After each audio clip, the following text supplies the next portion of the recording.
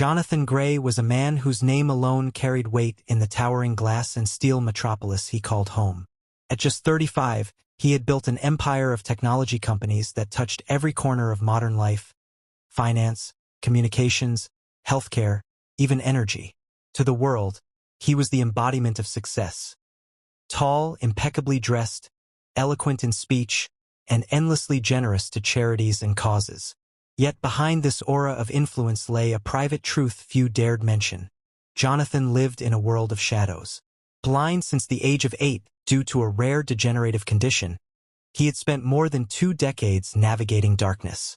He knew wealth, yes, but not the sight of his own face, the changing colors of the sky, or the expression of the woman who promised to be his bride. In his penthouse overlooking the glittering city, Jonathan often sat near the floor-to-ceiling windows at dawn, feeling the warmth of sunlight against his skin. "I wonder what shade of gold this morning is," he once whispered to his caretaker, drawing a long silence instead of an answer. For Jonathan, imagination was both a gift and a prison. He could envision beauty, but he could never confirm it. And deep within his heart, a yearning gnawed at him every single day. What would it be like to see, even just once, the person I love? Emily, his fiancée, had seemed like the answer to that yearning. A woman of grace and sophistication, she had appeared in Jonathan's life at a time when he felt vulnerable and alone. She guided him at public events, whispered encouragement when business rivals underestimated him, and kissed his forehead with what felt like tenderness. To outsiders, their relationship was enviable, a union of power, charm, and fortune. But to Jonathan, there remained an unspoken sadness. He could not see her. He could not verify if the admiration in her voice matched the softness of her gaze, or if her smile was as radiant as people claimed. He had to trust, and trust alone, while always wondering if love based on blindness was truly safe. Far across town, in a cramped, weather-beaten neighborhood where skyscrapers faded into cracked sidewalks, lived Mia. She was 22, fragile in frame yet strong in spirit, with calloused hands from years of labor. She sold small trinkets, woven bracelets, carved pendants, herbal sachets, at a street corner beneath a peeling awning. Life had taught her to survive with little, and yet she carried within her something rare, a faith in goodness. From her grandmother, she had inherited not only old remedies but also stories of healing, ancient practices that combined herbs, chants, and touch. Most called them superstitions. To Mia, they were threads of her heritage, a reminder that hope could live in even the poorest heart.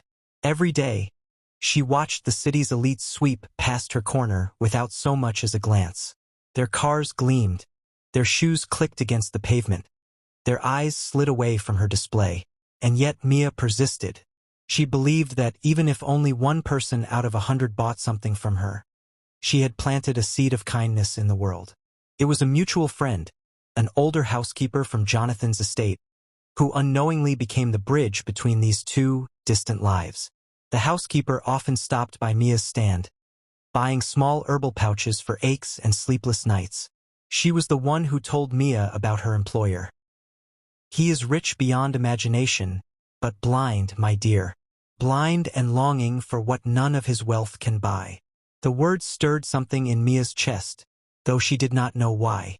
She often wondered, what is the point of money if it cannot buy the simplest of joys? Like sight, like freedom, like love? One crisp autumn morning, when the city air smelled faintly of rain and roasted chestnuts from the vendors on 5th Street, Jonathan happened to pass by Mia's corner. He was on his way back from a charity board meeting, his driver steering the car slowly through narrow roads to avoid traffic. At a red light, Jonathan rolled down the window to breathe in the cool air. That's when he heard her voice, soft, melodic, edged with desperation. "Sir, please, take this charm. It may bring you peace." Jonathan tilted his head. He had grown accustomed to voices laced with flattery, with hidden agendas. But this voice was different.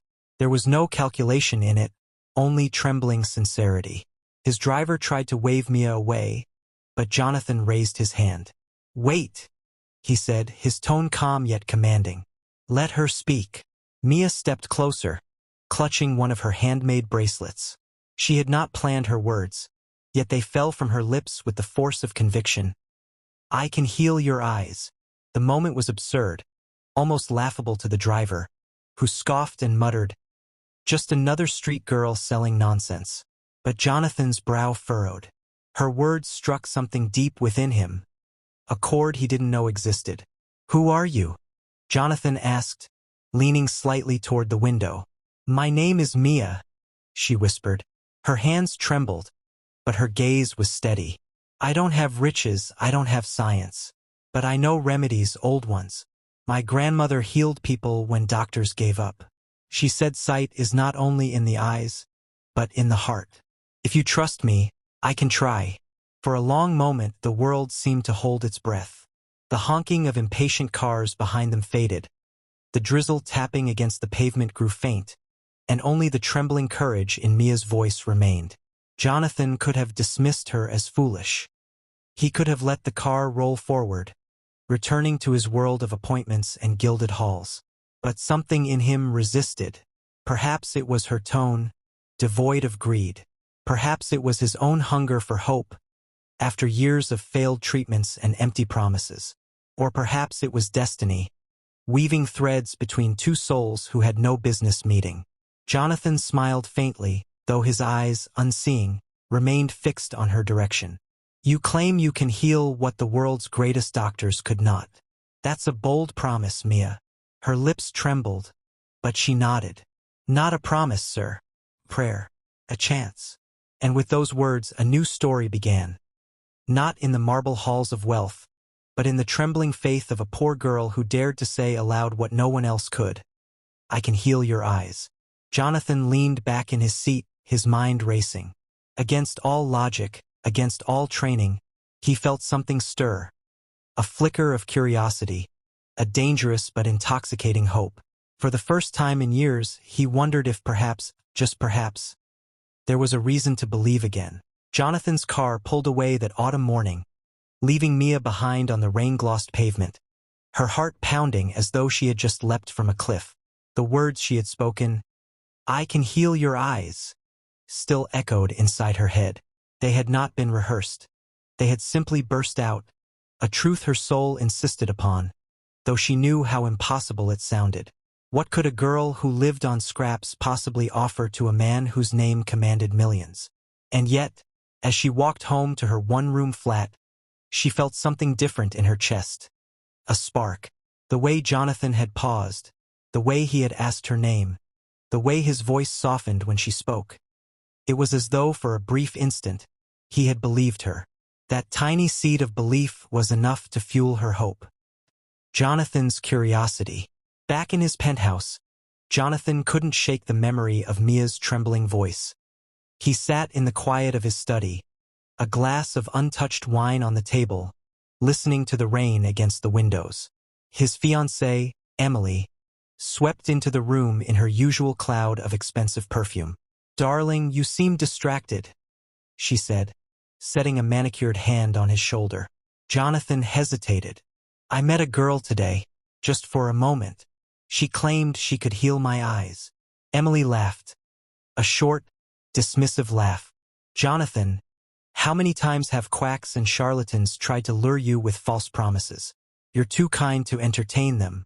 Forget her. You have the best doctors money can buy. If they cannot cure you, a street girl certainly cannot. Her words were reasonable, sensible, and yet they tasted bitter to Jonathan's ears. Emily always spoke with certainty, but never with warmth. Mia's words had been uncertain, trembling, yet somehow filled with a sincerity that lingered in his heart. Jonathan leaned back, fingertips brushing the rim of his glass. Perhaps, but there was something in her voice, something honest. Emily's silence was sharp, like a blade. She quickly changed the subject, but Jonathan's mind was already elsewhere. Back on the rain-soaked street corner, hearing Mia whisper her fragile faith into the air. The invitation. 2 days later, Jonathan instructed his driver to find Mia. The car rolled down narrow streets until it stopped by her corner.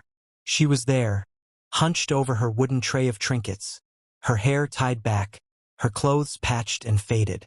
When the sleek black car halted beside her, she nearly dropped her basket of herbs. The window slid down. Jonathan's voice, calm but firm, reached her ears. "Mia, I would like to speak with you." She blinked, unable to move at first. The world around her seemed to blur. The shouting vendors, the passing traffic, the bustle of life. With trembling hands, she stepped closer. You remembered me," she whispered. Jonathan smiled faintly. "I remember sincerity when I hear it. Get in. Let's talk." Inside the car, the contrast between them was stark. Jonathan in his tailored suit, exuding wealth and control. Mia, clutching her fraying shawl, her hands folded nervously in her lap. "Tell me," Jonathan said, turning toward her though his eyes did not meet hers. "How can you possibly claim to heal what the world's finest doctors could not?" Mia swallowed hard. "Because healing is not only in science. My grandmother taught me that the body listens to faith, to love, to rituals that awaken strength inside us. I don't promise miracles, sir, but I can try, and sometimes trying is enough to move the impossible." Her words hung in the air, fragile yet powerful. Jonathan could hear the earnestness trembling within them. For once, no one was asking him for money. No one was promising guaranteed results for a price. She offered only hope and the courage to attempt. The first ritual. That evening, Jonathan allowed Mia into his penthouse. Emily was away attending a gala, leaving the space silent and imposing. Mia entered hesitantly, her shoes squeaking against the polished marble. Never in her life had she stood in such opulence. Chandeliers glittered, paintings adorned the walls, and the air carried the faint scent of luxury candles. Yet to Mia, all of it seemed cold, lifeless, untouched by warmth. She unpacked a small cloth bag from her basket. Inside were dried herbs, a small vial of oil, and a shallow wooden bowl. Jonathan listened to the rustle of her movements, curiosity threading through his skepticism. "What do you need me to do?" he asked. "Just sit. Close your eyes if you wish," Mia replied softly. "This is not about magic. It is about intention, about reminding your body that it was made to see." She filled the bowl with water, dropped in the herbs, and stirred with her fingers, humming an old melody her grandmother had once sung. Then, dipping her hands, she touched Jonathan's eyelids gently. Her hands were rough, calloused from labor, yet her touch was so careful it felt like silk. Jonathan inhaled sharply. No doctor had ever treated him like this, with reverence, almost with love. He felt the coolness of the water seep into his skin, the faint fragrance of rosemary and chamomile calming his nerves. Mia whispered as she worked, "Eyes are not only windows. They are memories, they are dreams. Yours have been closed too long, sir. Tonight we tell them to wake again." When she finished, Jonathan opened his eyes. Darkness remained. No sudden miracle, no flash of light. And yet, something shifted inside him. He felt lighter, calmer, as though the endless weight he carried had been lifted just slightly. A spark of faith. Jonathan leaned back, exhaling. "I still cannot see," he said quietly. Mia lowered her gaze, nodding. "I did not expect it to happen in one night. Healing is not always immediate. But you felt something, didn't you?" Jonathan hesitated, then admitted, "Yes, for the first time in years, I felt hope." Mia's lips curved into the smallest smile. "Then that is where healing begins." The words pierced Jonathan's heart. He realized that what Mia offered was not false hope, but something deeper, faith. And faith, though intangible, was more powerful than any treatment he had endured. From that night onward, Mia visited quietly, always when Emily was absent. Each evening, she brought new herbs, new rituals, and new prayers. Sometimes Jonathan laughed at the strangeness of it. Sometimes he sat in silence. But every time, when Mia's hands touched his eyes with gentleness, he felt something stir, like a seed waiting for spring. Doubts and shadows. Still doubt gnawed at him. Was he a fool to trust her? He was a man of logic, of reason, of empire. And yet here he was, letting a poor girl hum chants over his eyes. But then he remembered the countless doctors, the endless machines and sterile clinics, all of which had failed him. Perhaps, he thought, healing required not more science but more soul. What he didn't know was that Emily had begun to sense something was amiss. She noticed Jonathan's new mood, lighter, more hopeful, and it unsettled her. One evening, as Jonathan excused himself early from dinner, murmuring about a meeting, Emily's sharp eyes narrowed. She resolved to uncover what, or who, was filling Jonathan with this newfound light. Thus, the rituals continued. And while Jonathan remained blind, a transformation had already begun. Not in his eyes, but in his heart. For the first time in years, he wasn't defined by what he lacked, but by what he might yet gain. And at the center of that fragile hope was Mia, the unlikely healer, the girl who dared to whisper to a billionaire that miracles were still possible. The days that followed unfolded like a delicate dance between light and shadow. Jonathan's life, once so rigidly predictable, now brimmed with an unfamiliar sense of anticipation. Each evening, when Emily departed for her galas, luncheons, or endless rounds of society events, Mia would quietly enter the penthouse, carrying her cloth satchel of herbs and whispered prayers. Jonathan began to look forward to those moments more than he cared to admit. He would sit in his study, the fireplace crackling, waiting for the gentle knock at the service door. Mia would slip inside with her shy smile, the faint scent of lavender clinging to her shawl. And though his sight remained absent, her presence filled the darkness with something warmer than light. Emily's restlessness. Emily, however, began to notice the changes. At first it was subtle, Jonathan humming quietly to himself in the mornings, his tone lighter, less brooding. Then it became unmistakable. The way he excused himself earlier at dinners, the way he no longer asked her endless questions about her day as he once did. One night, Emily confided in her friend Veronica during a charity gala. "Something is different with Jonathan," she murmured, her champagne glass trembling slightly in her hand. "He seems distracted, hopeful, almost as if someone has whispered a secret into his ear that I cannot hear." Veronica raised a perfectly arched brow. "Hopeful? For what? Hasn't every doctor already failed him?" "Yes," Emily said, her voice tightening. "And yet, he carries himself as if expecting a miracle." The thought unsettled her. For years, Jonathan's blindness had been both his vulnerability and her anchor. It kept him reliant on her, trusting her to be his eyes, his guide in a world he could not see. But if that reliance were to fade, if he were to find independence, or worse, place his trust in another, where would that leave her? The trail of suspicion. One evening, Emily returned to the penthouse earlier than expected. As she stepped out of the elevator, the faint sound of humming reached her ears, a soft, lilting tune. Her heels clicked against the marble as she froze in place, realizing the sound did not belong to her staff.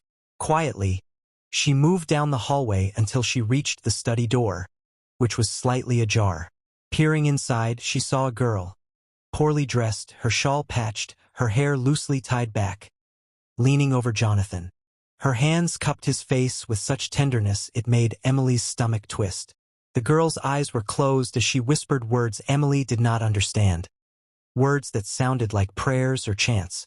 Jonathan sat still, calm, almost serene, as though transported into another world. Emily's nails dug into her palm. She had no intention of barging in, not yet. She pulled away silently, her mind racing. Who is this girl? What spell has she cast on him? That night, Emily lay awake in her vast, empty bed, fury brewing beneath her calm exterior. By dawn, her plan was forming.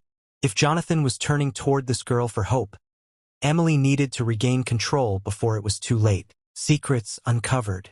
Determined, Emily hired a private investigator to follow Mia. Within days, the reports landed in Emily's hands. She flipped through photographs of Mia's life.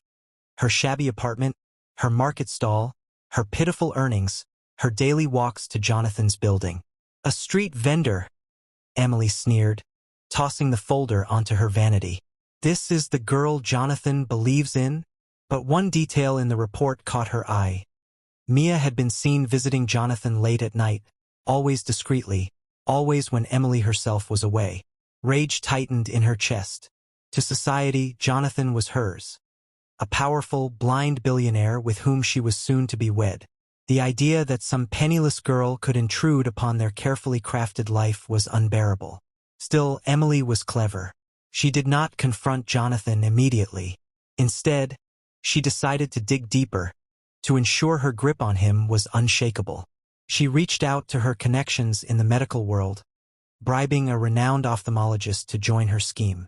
The plan was simple but wicked. Stage a false breakthrough cure, one that would supposedly restore Jonathan's sight. The spectacle would place Emily at the center, his savior in the public eye, ensuring Jonathan's gratitude and securing her social climb.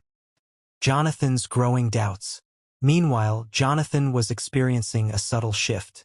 Each ritual with Mia left him calmer, more centered, though his physical blindness remained unchanged. Yet he began to notice things he had never before. The warmth of Mia's hand, the steady rhythm of her breath, the way her presence seemed to brighten the very air around him. During one session, Jonathan asked softly, "Mia, do you truly believe I can see again?" During one session, Jonathan asked softly, "Mia, do you truly believe I can see again?" She paused, her hands hovering over his eyes. "I believe in possibility," she said. "Not because I can promise it, but because without possibility, we are already defeated. What matters is not just sight, Jonathan. It is learning to see in ways the eyes cannot." Her words struck him deeply. For years, he had defined himself by what he lacked. But Mia's perspective shifted something inside him. For the first time, he felt that perhaps he was not broken. Perhaps he was simply different. Emily's mask slips. Emily could not bear the growing distance between them. One evening, over dinner, she leaned forward, her tone sharp but sugar-coated. "Jonathan, you've been secretive lately. Are you hiding something from me?" Jonathan's fork paused mid-air. "No, Emily. I've simply been thinking." "About what?" "About hope," he said simply. Emily's jaw tightened. She set down her wineglass with a sharp click. "Hope is dangerous when it blinds you to reality." Jonathan tilted his head slightly. "I am already blind, Emily. Hope is the only light I have." The words silenced her, but inside, her fury grew. She realized then that she was losing control, and she would do whatever it took to regain it. The breaking point. A week later, Jonathan overheard something that shattered his world. He had risen early, unable to sleep, and wandered down the corridor. Voices drifted from the parlor. Emily's voice, sharp and hurried, speaking to a man. "Remember," she hissed. "You must say the surgery is promising. Tell him the treatment is ready. I don't care if it's a lie. I need him to believe it was me who saved him. Do you understand?" Jonathan froze in the shadows, his heart pounding. He recognized the man's voice. Dr. Carrington, the ophthalmologist who had once told him his condition was irreversible. And now here he was, conspiring with Emily. The truth crashed over him like a wave. Emily didn't love him. She didn't care about his blindness except as a tool to bind him to her. Her every gesture of tenderness had been a mask. Her every whispered word calculated. Jonathan retreated silently, his chest heaving.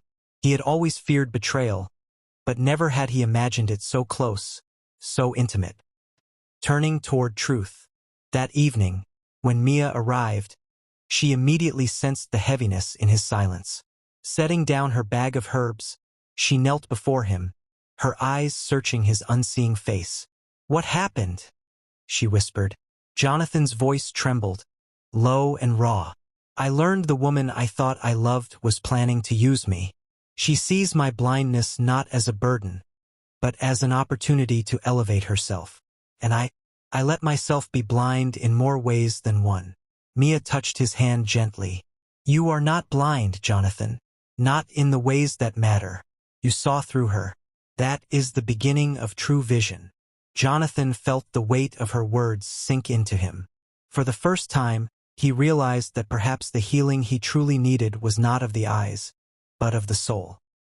And so, the truth unraveled. Emily's love was a facade, her loyalty a mask, her ambition the only flame she served. Jonathan's trust in her shattered, but in the wreckage, another truth began to take root. The quiet, genuine connection with Mia, the unlikely healer whose sincerity was beginning to restore him in ways no doctor ever could. The night Jonathan overheard Emily's conversation with Dr. Carrington left him shaken to his very core. He sat alone in the darkened study long after the voices faded, his hands gripping the armrests of his chair until his knuckles whitened. The man who had conquered boardrooms, negotiated billion-dollar deals, and shaped industries felt utterly powerless. Not because of his blindness, he had lived with that for decades, but because of the betrayal. Every memory of Emily replayed in his mind like a cruel theater. Her gentle laughter at his side during social events, the way she pressed her hand against his arm in front of cameras, the whispered assurances of love. All of it now tainted, hollow, revealed as calculated performance. She had not cared for him. She had cared for his name, his wealth, his vulnerability. And yet, amidst the storm of anger and grief, a single thought rose above the rest: Mia. A gentle presence. When Mia arrived the following evening, she found Jonathan sitting in silence. His usually impeccable posture collapsed inward, his face turned toward the window as though searching for something beyond the glass. She set down her satchel and approached quietly. "Jonathan." His voice cracked when he answered. "I thought I knew the people closest to me. I thought I could trust love, even if I could not see it. But it was all a lie." Mia's heart ached at the rawness in his tone. She knelt before him, her eyes shimmering with compassion. "You may not see faces, Jonathan, but you see truth, perhaps more clearly than those who rely only on their eyes. If Emily deceived you, it says nothing about you and everything about her." Jonathan let out a bitter laugh. "You speak of truth as though it's simple, but I feel broken. I don't know what's real anymore." Mia reached for his hands, enclosing them gently within her own. "This is real," she whispered. "The warmth you feel, the care that has no price. My presence here is not for gain, but because I believe in you. Not your wealth, not your title, you." Her words fell into the silence like drops of rain into parched soil. For the first time since the betrayal, Jonathan's chest loosened. Rituals of the heart. Over the days that followed, Mia's healing sessions subtly transformed. While she still brought herbs and oils, her rituals became less about the physical and more about the spiritual.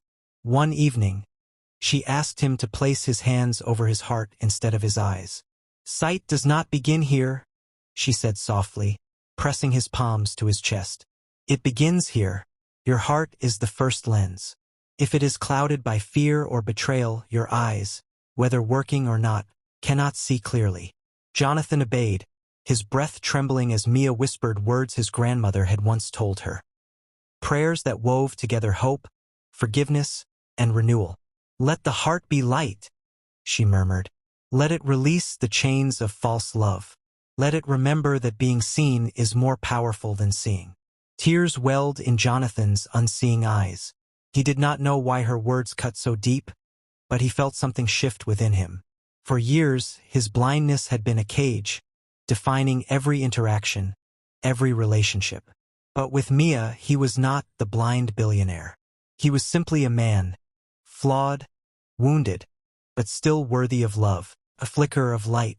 One morning, Jonathan awoke with a strange sensation.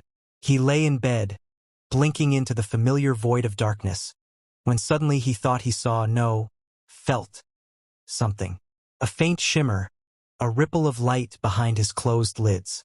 He sat up abruptly, heart racing. Was it real? Or was it imagination, fueled by Mia's rituals? Later that evening, when Mia arrived, he told her what had happened. Her face broke into a radiant smile. "It has begun," she whispered.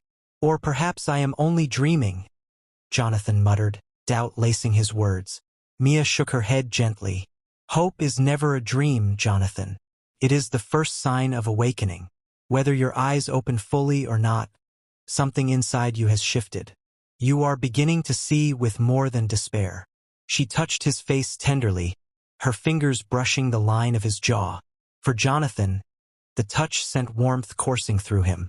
He realized then that even if his vision never returned, Mia had already given him something far more precious: the ability to feel alive again. Confrontation with Emily. But Emily was not blind to the changes. Her carefully laid plan with Dr. Carrington was nearing its stage, and she demanded Jonathan's participation. One evening, she confronted him directly. "Darling," she purred, slipping into the study in her silk gown. "Dr. Carrington says there's a promising new surgery. I've arranged everything. You must trust me." Jonathan's jaw tightened. "Trust?" he repeated bitterly. "Like the trust you placed in bribing him to lie to me?" Emily froze, her painted smile faltering. "What are you talking about?" "I heard you," Jonathan said, his voice steady though his hands trembled slightly. "I heard you instruct him to deceive me. All this time, you saw my blindness not as something to share with me, but as a stage for your ambition." Her mask slipped entirely then, her tone sharp and unrepentant. "And why shouldn't I? Do you think the world respects a blind man? They whisper about you, Jonathan. They pity you. I was trying to protect your image. Our image." Jonathan rose to his feet slowly, his sightless eyes blazing with more authority than ever. "No, Emily. You were protecting yourself. You never loved me. And now, I will not allow you to bind me with your lies any longer." Emily's face hardened. She knew in that moment she had lost her grip on him. Healing beyond the physical. After Emily stormed out, Jonathan collapsed back into his chair, his heart pounding. The confrontation had left him raw, but strangely lighter. He had cut the final thread binding him to a life of deception. When Mia arrived that night, he told her everything. She listened in silence, tears glistening in her eyes. "You are free now," she said softly.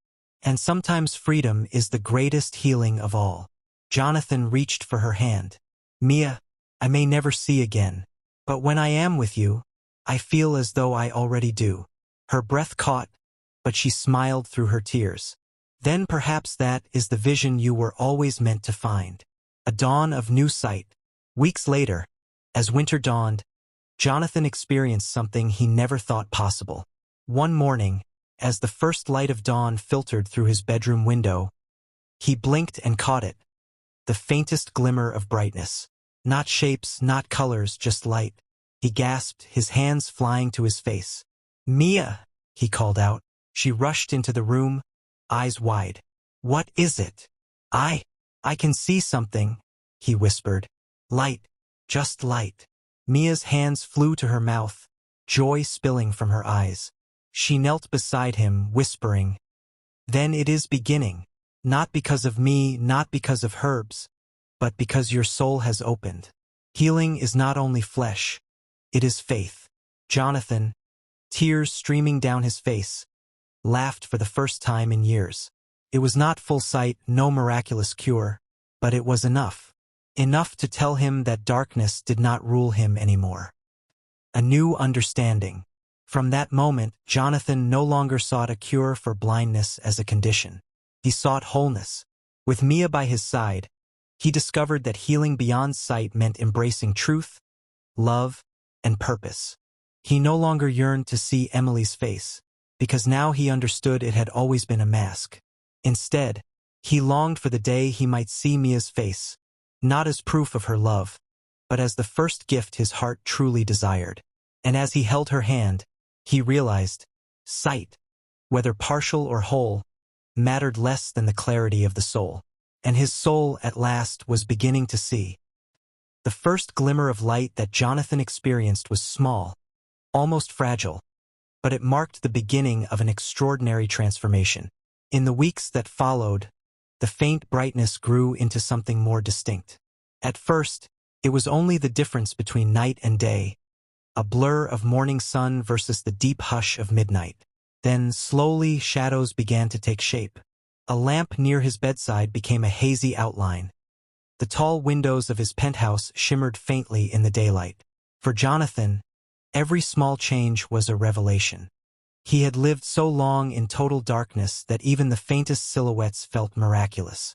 Each time he described what he saw, Mia would clasp his hand in hers, tears brimming in her eyes. "It's happening," she would whisper. "Your world is opening again." But Jonathan knew this change was not only physical. He was being healed on a deeper level, healed of despair, of betrayal, of loneliness. Emily's fall.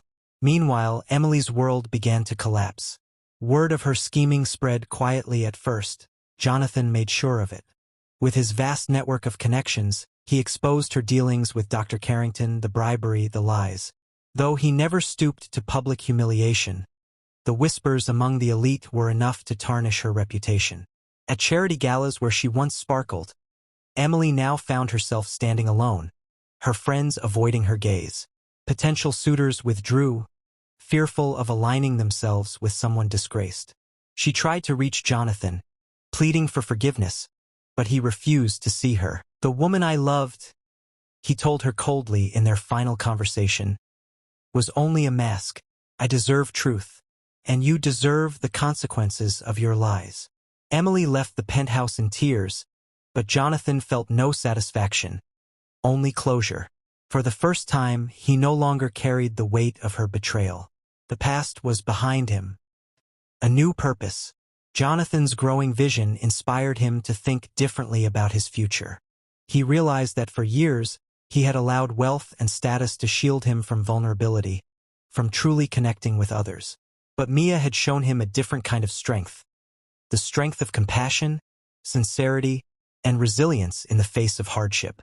One evening, as they sat together on the balcony, Jonathan turned toward her, his eyes still cloudy but beginning to focus faintly on her outline. "Mia," he said, his voice steady, "I want to do more than just rebuild my life. I want to build a foundation for people like me, for those who live in darkness, whether of the eyes or of the heart." Mia's lips parted in awe. "A foundation?"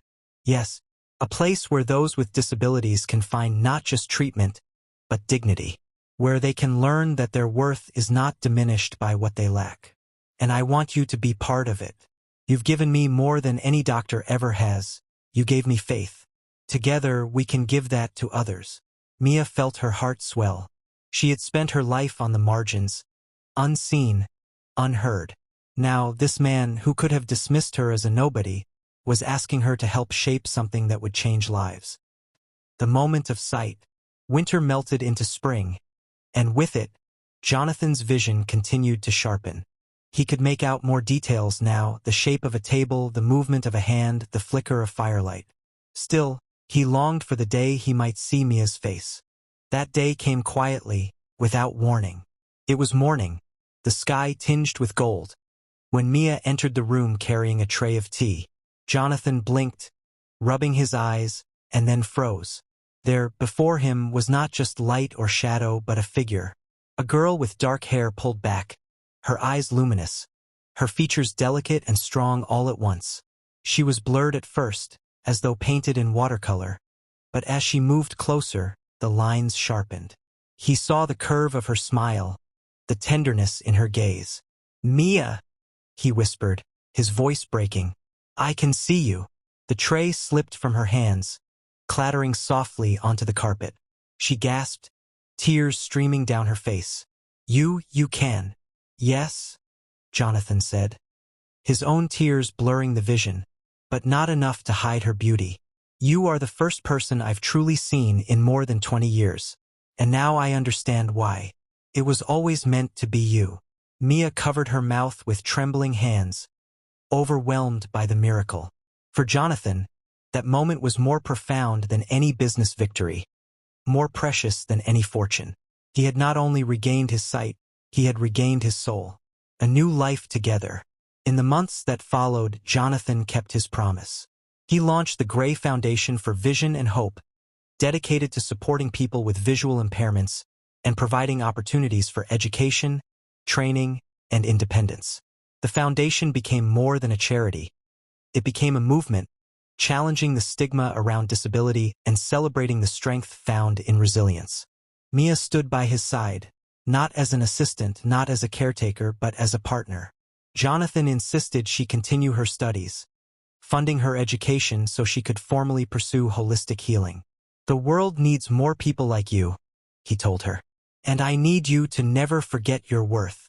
Though the media speculated endlessly about their relationship, Jonathan cared little for gossip. In time, when he and Mia appeared together at the Foundation's first gala, hand in hand, the world understood. The billionaire once trapped in darkness had chosen not the glamorous socialite, but the humble healer who had given him light. A vision beyond eyes. One evening, long after the gala, Jonathan and Mia sat together on the balcony of the penthouse. The city lights shimmered below, and Jonathan's eyes, though not perfect, could now take in the glow of the skyline. "Do you ever wish," Mia asked softly, "that your sight had returned sooner? That you hadn't lost so many years?" Jonathan shook his head slowly. "No, because if I had never walked in darkness, I might never have seen what truly matters. And if I had never been blind, I might never have found you." Mia leaned against him, her heart full. In that moment, she realized that their story was not about healing blindness alone. It was about healing wounds deeper than flesh, the wounds of trust, loneliness, and despair. Jonathan closed his eyes, breathing in the night air.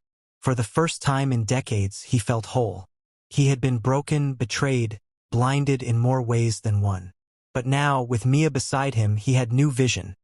Not just through his eyes, but through his heart. Epilogue, the shared vision. Years later, the Gray Foundation flourished, touching countless lives. Jonathan's sight never fully returned. He lived with partial vision, sometimes blurred, sometimes dim. But he no longer saw it as a limitation. Instead, it was a reminder. True vision had little to do with the eyes and everything to do with the soul. Mia became known not only as Jonathan's wife but as a healer in her own right, blending tradition with compassion, science with spirit. Together, they embodied a truth greater than any medical miracle, that love and sincerity could mend even the deepest blindness. And so, Jonathan Gray, the blind billionaire who once sat in the dark yearning to see, finally stepped into the light, not alone, not broken, but hand in hand with the woman who had shown him that healing beyond sight was the greatest miracle of all.